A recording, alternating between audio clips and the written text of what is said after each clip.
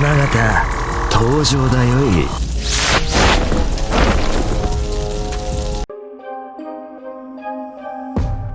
Selamat pagi Mina, bagaimana kabar kalian semua? Semoga selalu baik-baik saja dan selalu dilimpahkan rezekinya. Sebelum kita mulai, ada baiknya kamu semua subscribe dan like ya, supaya Mina selalu semangat menghadirkan cerita-cerita yang merasuk jiwa. One Piece chapter 1087, chapter berjudul Tas Kapal Perang.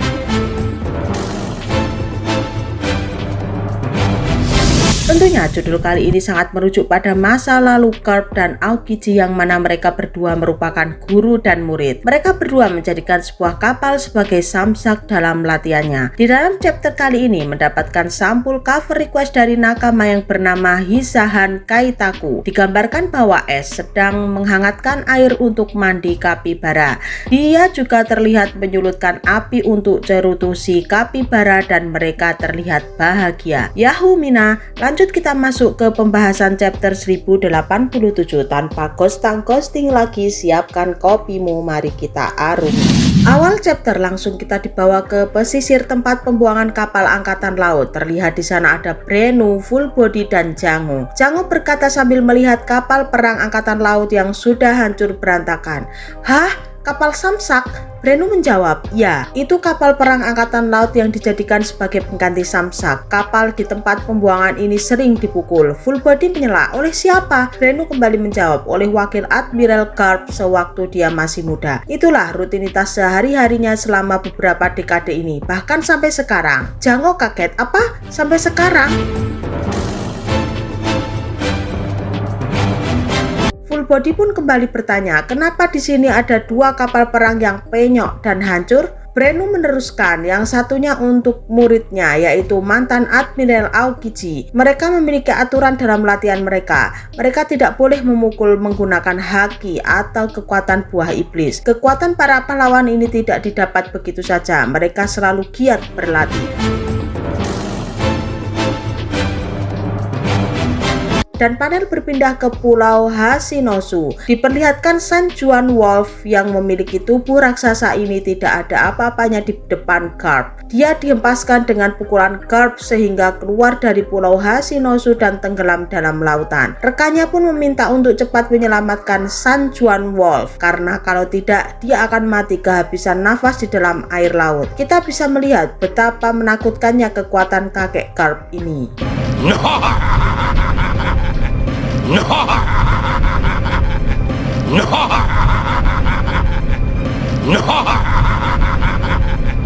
Lalu Vasco Sud datang sambil minum sake dan berkata, pahlawan legenari apanya?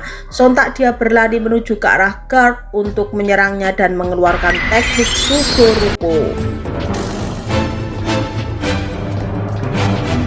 Teknik ini menyemburkan sebuah api dari mulutnya dengan minuman sake sebagai bahan bakarnya. Seperti atraksi sirkus saja ini teknik Vasco Sud. Di sana Garp sudah siap menghalau serangan semburan api ini. Garp menggunakan Kroco Kurohige sebagai tameng dan Kroco Kurohige ini malah yang kena serangan semburan api dari Vasco Sud. Garp pun melempar Kroco tersebut ke area sekitar dan para Kroco di sekitarnya pun kalang kabut berlari. Ada juga yang ikut terbakar dan teriak panas, panas, panas. Terlihat Alvaro Pizarro yang berubah jadi pulau tengkorak raksasa berkata, dasar brengsek, kau ini menghancurkan pulau bajak laut ini Garp. Terlihat kota di sana menjadi porak-poranda. Lalu Kroco Kurohige lainnya pun mengeluarkan keringat dingin dan berkata, jika Kurohige melihat keadaan kota yang porak-poranda seperti ini, dia pasti akan membunuh kita semua. Dan kenapa si kakek angkatan laut itu tidak kelihatan ketakutan padahal jumlah kita lebih banyak? Kroco yang lain pun menjawabnya, karena kakek tua itu lebih menyeramkan. Kemudian di perairan Pulau Hashinosu terlihat kapal perang Garp yang mana di dalamnya ada Kujaku.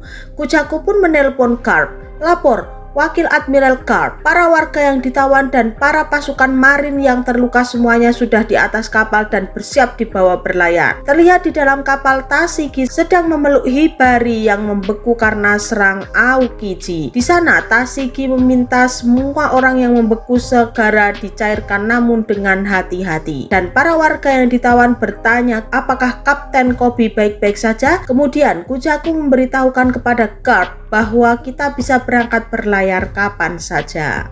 Lalu Karp memberitahu kepada semua marin yang masih berada di Pulau Hashinosu, "Oke, urusan kita di sini sudah selesai. Ayo kita kembali." Koby, Cruz, Helmeppo mereka pun menjawab, "Siap Pak D." Cruz pun berkata, "Ini memang Hashinosu, bajak laut terus saja berdatangan, mereka tak ada habisnya. Namun saat mereka ingin pergi tiba-tiba ada seseorang yang terlihat dari kepulan asap. Ternyata dia adalah Aokiji yang kembali bangkit setelah terkena gebrakan dari Karp." Aokiji berkata, "Sudah kubilang, aku tak akan membiarkanmu pergi begitu saja, Karp." Lalu terlihat mereka berempat berjejer saling mewaspadai serangan musuh. Helmeppo berkata, "Harusnya aku sudah pergi dengan yang lain tadi, sekarang aku akan mati, gawat." Cruz bilang, "Karp-san, apakah aku juga masa depan dari marin?" Koby juga berkata, "Tolong berhati-hatilah dalam melawan petinggi bajak laut Blackbird." Karp berkata, "Kau masih ingin bertarung, Aokiji? Kalian semua anak-anakku dengan baik-baik. Larilah sekuat tenaga ke pantai, maka kita semua akan selamat. Ingat, kalian jangan sampai mati di sini." Mereka bertiga serentak menjawab, "Siap Pak D." Saat mereka ingin melarikan diri, Koby melihat seseorang wanita yang sedang diserang bajak laut. Ketika Koby ingin menyelamatkannya, Koby sadar bahwa dia sudah tertipu karena itu hanyalah sebuah jebakan. Cruz berkata, "Dasar bodoh kau Koby, itu jebakan." Karena jebakan tersebut tiba-tiba Shiryu datang ingin menikam Koby. Namun dengan sigap Karp menyelamatkan Koby dan tanpa disadari Karp lah yang kena tusukan pedang dari Shiryu.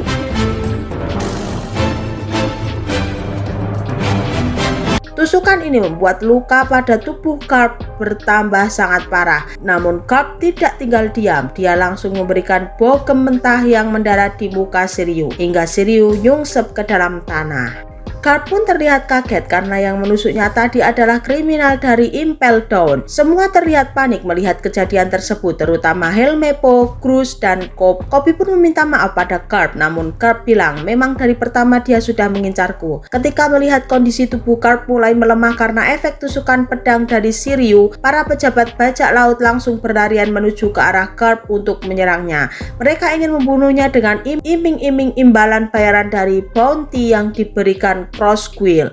Bounty Karp dihargai dengan 3 mahkota atau sekitar 3 miliar berry.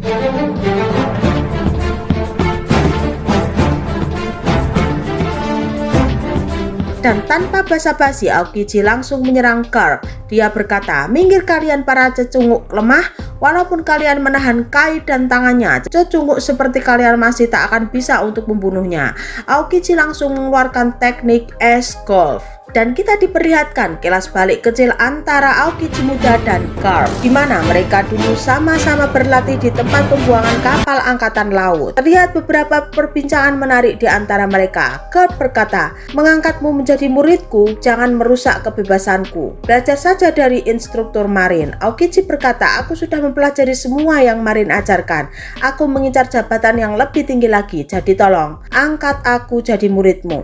Karp membentak, "Dasar bodoh, pergi sana." Namun berjalannya waktu, mereka berdua sama-sama berlatih dan di luar Nurul tak habis fitri dan sungguh tak masuk amal. Mereka menggunakan kapal perang sebagai samsak untuk latihan tinju mereka, dan beriring waktu terlihat mereka berdua semakin harmonis. Sampai-sampai Karp mengeluhkan sesuatu tentang keluarganya kepada Aokiji. "Anakku menjadi salah satu pentolan pejuang pemberontakan revolusioner dan sekarang cucuku bilang ingin menjadi bajak laut. Aku tidak akan membiarkannya." Aokiji pun terlihat tampak kesal dengan curhatan Karp ini. Dia berkata, "Itu bukan urusanku." Dan kita kembali ke masa sekarang. Aokiji berkata, "Sepertinya kau mendidik dan membesarkan musuh yang sangat merepotkan."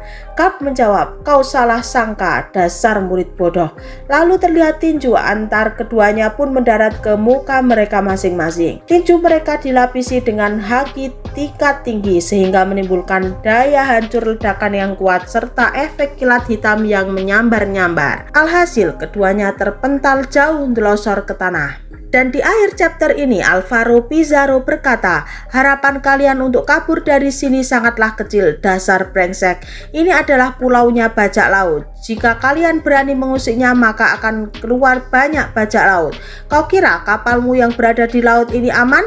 Jangan meremehkan kekuatan buah Shima no Mi ya. Terlihat Garp yang sudah tergeletak di atas tanah sambil memegang kepalanya. Dia terlihat pusing dan pening. Lalu di luar pulau, tempatnya di dalam kapal milik Garp, terlihat Hibari yang sedang mengkhawatirkan kopi. Lalu Kujaku menghiburnya, mereka akan segera kembali. Aku senang kau sudah merasa baikan Hibari. Alvaro Pizarro pun menggunakan tangannya yang berubah menjadi super raksasa untuk menggapai kapal Garp. Pizarro berkata, saat kau baca koran yang tercantum hanya nama Kurohige, kami juga ingin nama kami dikenal dan berita utama besok akan jadi seperti ini. Wakil Admiral Garp yang ternama bersama prajurit elit muda yang berusaha menyelamatkan pahlawan marin Kapten Kobe tewas secara tragis di Pulau Hashinosu oleh kekuatan yang mengerikan kapten keempat kapal bajak laut Blackbird, Alvaro Pizarro. Dan chapter ini ditutup dengan kata-kata Garp ke Kobe.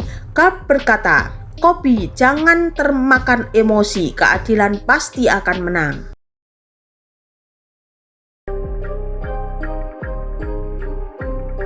Oke, sampai di sini dulu ya Mina storytellingnya. Apabila ada sedikit noise atau kata-kata yang kurang berkenan, mohon dimaklumi dan dimaafkan.